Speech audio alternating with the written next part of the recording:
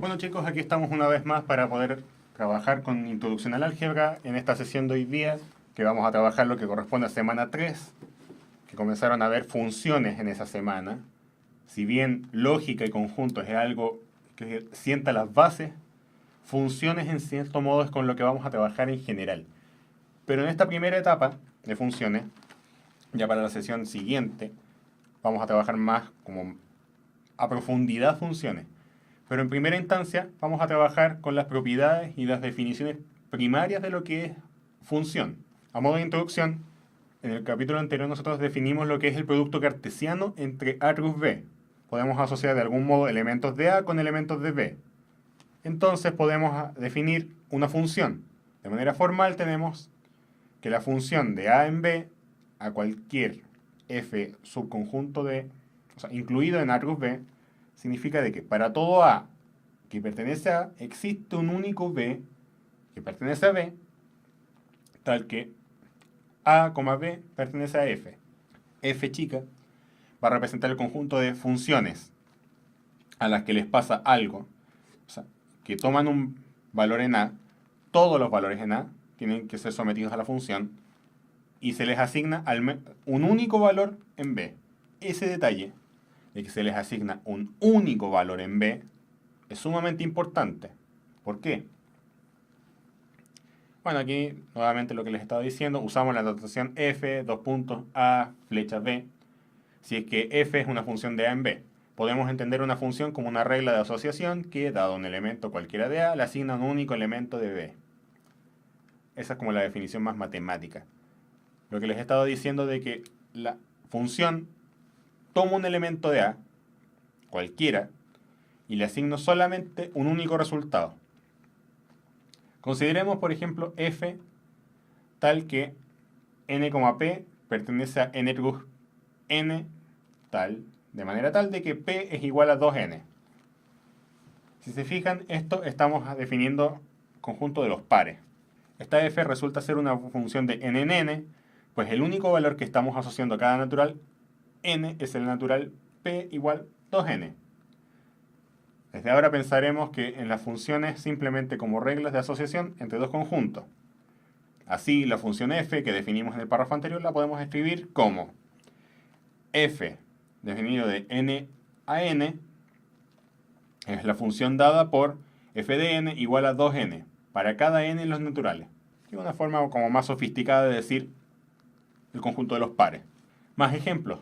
Acá tenemos sea f una función de R a R dada por f de x igual x cuadrado para cada x en R. Como f es una función, o sea, f es una función dado que para cada x le asociamos el número real x por x. Y este valor es único. El cuadrado de b, o sea, el cuadrado de 1 es 1, el cuadrado de 3 es 9, el cuadrado de 2 es 144 y así. Ahora tenemos otras funciones, otras proposiciones. Sea g una función que va de R a R, dada por g de x igual a p, donde p es el mayor número entero tal que p sea menor o igual a x. Aunque aún no tenemos las herramientas para demostrar que g es efectivamente una función, intuitivamente sabemos qué es lo que es. O sea, ¿qué es? A cada número real le asociamos el número entero más cercano que tenga, que sea menor o igual que él. O sea, por ejemplo, para g de 11 medios tenemos el 5. Para g de 3, 3. Para g de menos 3 medios tenemos el 2. O sea, el menos 2, perdón. Siguiendo con los ejemplos tenemos este ejemplo importante que utilizaremos después, ya que es la función identidad. Esta función asigna un elemento del conjunto A y lo hace llegar al mismo elemento. Esto se define como la identidad en A de x es igual a x para cada x que esté en A. Cuando tenemos conjuntos A y B que tienen pocos elementos, podríamos definir una función mediante el diagrama de flechas que sale acá. Aquí lo importante es que efectivamente se trate de una función. ¿Qué significa eso? Que de todos los conjuntos que tengo en A salga una flecha y solamente una flecha.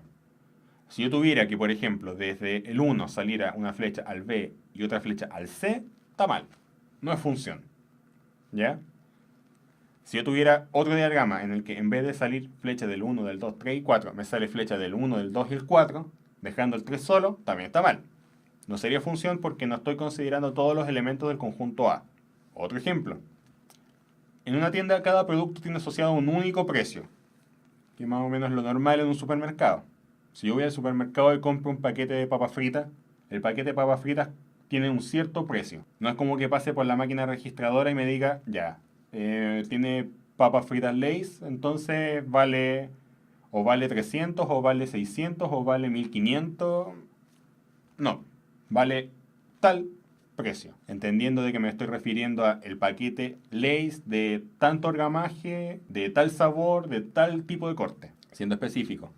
Porque obviamente si nos ponemos a desmenuzar la idea y digo, paquete de papas fritas puede ser de cierta marca, puede ser de cierto sabor, puede ser de cierto tipo de corte, entonces obviamente son elementos distintos entre sí. También podemos considerar la función S, que toma elementos de X y los manda a N, donde S de X es la cantidad de unidades disponibles o el stock que tiene el producto en esta tienda.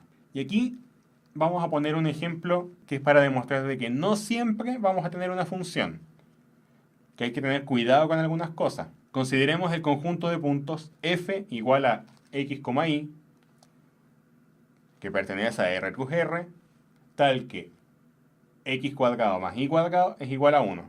¿Parece función? Sí. ¿Es función? No. ¿Por qué? El valor f de x no está definido para todos los números reales. A modo de ejemplo, f de 2 debiera ser el número real que cumple esta proposición. 2 al cuadrado más y cuadrado menos 1. Pero, si despejamos, esto equivale a decir de que y cuadrado es igual a menos 3. Y en los reales, porque estamos trabajando en los reales, no hay ningún real que al cuadrado me dé negativo. Son todos positivos. Entonces, no hay ningún real al que yo pueda asociar de manera tal de que x sea igual a 2. Entonces ya no puedo tomar todos los términos. De la misma forma, se puede demostrar que f de x no está definido para cualquier r que cumpla que x sea menor a menos 1 o que x sea mayor a 1. En general lo que estamos haciendo acá es una circunferencia. Entonces, al tener una circunferencia, como vamos a ver en el dibujito de acá, yo me muevo en este contorno. Pero más grave que el tema de que no estoy tomando todos los valores, de que x no puede asumir, por ejemplo, 2, es el tema de que hay valores que están asignándose a 2 puntos. Por ejemplo, para x igual 3 quintos, dos valores de y. Para y igual 4 quintos, acá arriba, e y igual menos 4 quintos. Si se fijan, los valores de x están asociados a dos valores en general. Dos valores, dos valores, dos valores, dos valores. Acá en estos extremos asignados a un solo valor. Entonces, esto es el diagrama de una circunferencia. ¿Podría convertirlo en función? Sí, podría, pero tendría que hacerle una serie de modificaciones. Modificar cómo es la función, la ecuación original, modificar los conjuntos en los que estoy trabajando. Entonces, al final no llegaría de que f, el f original que definí, es función. Es solamente un diagrama.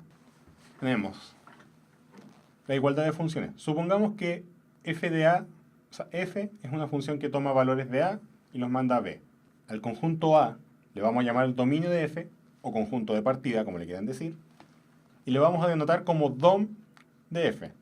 De igual modo, al conjunto b le llamaremos conjunto de llegada de f, o el recorrido, y lo denotaremos como rec f. Luego, sean f y g dos funciones que van de a a b. Una forma de definir una igualdad entre funciones es comparar los resultados que ya nos dan cuando se les entrega cada uno de los elementos de a. Es decir, definir el concepto de f es igual a g, si y solamente si, para que para todos los valores a que pertenecen al conjunto A mayúscula, f de a es igual a g de a. ¿Qué definición de igualdad podemos usar cuando f, que va de a a b, y g va de c a d? Dada la definición que tenemos, esta solamente tiene sentido cuando los conjuntos de partida, o sea, a y c, son iguales entre sí. O sea, cuando los dominios de ambas funciones son iguales. Tiene sentido preguntarse si dos funciones son iguales cuando no parten del mismo conjunto. La verdad no es no tiene mucho sentido. La definición de los valores de la función es relevante para que haya igualdad. También importa cuáles son los dominios y los conjuntos de llegada. ¿Ya? Yo podría tener dos funciones que hacen el mismo procedimiento, la misma álgebra. Sin embargo, si parten de conjuntos distintos, no van a llegar al mismo resultado eventualmente. ¿Ya? Entonces tenemos que tener cuidado con ese tipo de definición. Para poder amoldar de mejor forma la definición de función, vamos a definir de que dos funciones, f y g, son iguales, a pesar de que van, en teoría, de a a b y la otra va de c a d, son funciones iguales entre sí cuando el dominio de f es igual al dominio de g, o sea, a es igual a c, y el recorrido de f es igual al recorrido de g, o sea, b es igual a d, y además tenemos de que para todo x en el dominio de f se tiene que f de x es igual a g de x. Consideremos las siguientes funciones, f y g, dadas de la siguiente forma. F de x es igual a x menos 1 por x más 2 dividido en x menos 1. Y por otro lado tenemos a g de x es igual a x más 2. Obviando el resto del texto, lo primero que ustedes llegarían y harían sería, ya, hay un x menos 1 arriba, x menos 1 abajo, cancelamos, me quedaron las mismas funciones, son iguales. No, mal. ¿Qué nos falta? No sabemos en qué dominio se están moviendo estas funciones. No sabemos en qué recorrido se están moviendo. ¿Por qué es importante esto? La función g está bien definida para lo que sea que caiga. ¿Por qué? Porque es una función lineal. Pero ¿qué pasa si a la función f yo le meto x igual 1? 1 menos 1, 0. 1 menos 1, 0. 0 por 3 dividido en 0. Oh, estoy dividiendo por 0. Mal. Horrible. Y si ustedes dividen por 0, al ayudante que les corrija la prueba no le va a caer bien eso. Se los va a remarcar con así la tremenda nota roja y va a decir no se divide por 0. Entonces, esto significa de que, como les estaba señalando, f no está bien definido para x igual 1, porque no se puede dividir por 0. En este caso tenemos de que r no puede ser el dominio de nuestra función, a diferencia de la función anterior, g, que sí le podemos poner como dominio r, no se indefine con nada, y como recorrido le podemos poner r también. Entonces tampoco hay problema. Sin embargo, para f sí lo tenemos. Entonces nuestro dominio va a ser r menos 1, lo cual significa de que al final vamos a tener un dominio bien definido. La función ya no explota porque la tratamos de dividir por 0. Y por otro lado podemos considerar de que el conjunto de llegada va a ser r, igual que en el caso de g. Sin embargo, vamos a tener de que podríamos reducir el recorrido, eso se lo dejo a ustedes de tarea, de que el recorrido lo podemos reducir a r menos 3. Les queda a ustedes demostrar de que efectivamente no hay nada que llegue a 3. Por ende, da lo mismo que lo tenga o no lo tenga en el sistema. Recordando que en el recorrido no es necesario de que tome todos los elementos. No así con el dominio, que sí los tengo que tomar todos. Por eso tuvimos que hacer este arreglo. Y si se fijan, a priori, entonces f de x y g de x no son iguales. Porque f de x no puede tomar el valor 1. A diferencia de g, que sí la puede tomar. Por ende, hemos concluido que el dominio de f es distinto del dominio de g. Por lo cual, ambas funciones ya no pueden ser iguales. Si nos empeñamos en que las queremos comparar, somos porfiados y queremos decir, no, sabes que las quiero comparar igual, podemos hacer esto. Ver a g como si fuera una función solamente definida en el dominio que sí le sirve a f. Es decir, nos olvidamos que g también puede ser evaluada en x igual 1. En tal caso, el dominio de las dos funciones es el mismo, el recorrido también. Por ende, nos queda comprobar solamente si los valores de las funciones son efectivamente los mismos. Como estamos considerando que x es distinto de 1, entonces esto ya no va a ser 0. Como ya no va a ser 0, podemos cancelar. Y nos va a quedar efectivamente el caso x igual 2. O sea, son las mismas funciones y dado ese arreglo tenemos situaciones similares. Ahora, consideremos la función que va de a a b y un elemento y que está en b. Queremos encontrar un x en a tal que y sea igual a f de x. Tomemos el ejemplo de la función q que toma elementos de r, los manda a r, y la función q es x cuadrado.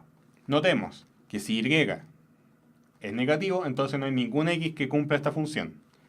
Si y es 0, entonces hay un único valor que la cumple, que es x igual 0. Y si y es positivo, hay dos valores que lo cumplen, x igual 1 igual a la raíz de y x igual 2 menos la raíz de y. Notemos que aquí esto es una función porque yo estoy igualando y a lo que sale de la función. No significa de que yo esté asignando una función y le está llegando a dos valores. Si se fijan, por ejemplo, la función raíz, yo tomo una calculadora y yo pongo raíz de 4, ¿qué me sale? 2. No me sale más menos 2. Cuando yo estoy haciendo las soluciones de una ecuación, yo considero los dos casos posibles porque ambos casos me puede generar el resultado final que es 4. Pero la respuesta, si lo hiciéramos al revés, como función, aplicar raíz a x, el resultado que me arroja es solamente raíz de x. Este ejemplo nos basta para darnos cuenta de que no siempre el problema que nos planteamos tiene solución, y en caso de tenerla puede ser más de una. Ahora vamos a revisar unas cuantas propiedades que nos van a ayudar a conocer cuándo este problema que nos planteamos posee soluciones para cualquier y si las soluciones son únicas o no. Una primera definición importante es la inyectividad. Sea f una función que toma valores de a y los manda a b. Diremos que f es inyectiva si se cumple lo siguiente, que para todo x1, x2 que están en a, siendo que x1 y x2 son distintos, se tiene que f de x1 es distinto de f de x2. O, de manera equivalente, si lo vemos con contra recíproca, para valores iguales de recorrido, para valores f de x1 igual a f de x2, entonces x1 es igual a x2. Observemos que la función q de x cuadrado, no es inyectiva. ¿Por qué? Porque tenemos dos valores distintos entre sí que llegan al mismo resultado. Por ende, no se está cumpliendo la inyectividad. Un ejemplo de una función que sí es inyectiva es el de la función y, que toma valores de r a r, dado por a de x, a por x más b, o sea, la función lineal. Con a distinto de 0, obviamente, de lo contrario sería una función constante. La función constante, aprovechando, no es inyectiva, ya que todos los valores llegan al mismo valor. Tomo un f de 0 igual constante, f de 1 igual constante. No es inyectiva. Ahora, demostrando esta función que sí es inyectiva, que es la función lineal, supongamos que existe un par de elementos x1 y x2 que pertenecen a R, tales que podemos definir esto, que se cumple y, o sea, la función de x1 es igual a la función de x2. Podemos entonces despejar de la siguiente manera. Reemplazamos esta función acá abajo con lo que conocemos de la función. A por x1 más b es igual a por x2 más b. Cancelamos los términos iguales. A por x1 es igual a por x2. Como a es distinto de 0, podemos dividir por él. Entonces nos queda que x1 es igual a x2. Recalcando el tema de que pudimos hacer el último paso, ya que a es distinto de 0. Como logramos demostrar de que estas dos cosas se cumplen, entonces y es inyectiva. Otra propiedad que tenemos es la sobreyectividad. La sobreyectividad es una función, o sea, se dice que una función es sobreyectiva si se cumple de que para todos los valores en el conjunto de llegada en B, existe un X en A. Tal de que puedo hacer la asociación. ¿En qué sentido? Piénselo de manera tal de que con una función me interesa de que todos los elementos de A estén ocupados y que lleguen a algún lado en B. Pero me da lo mismo si se ocupa todo B.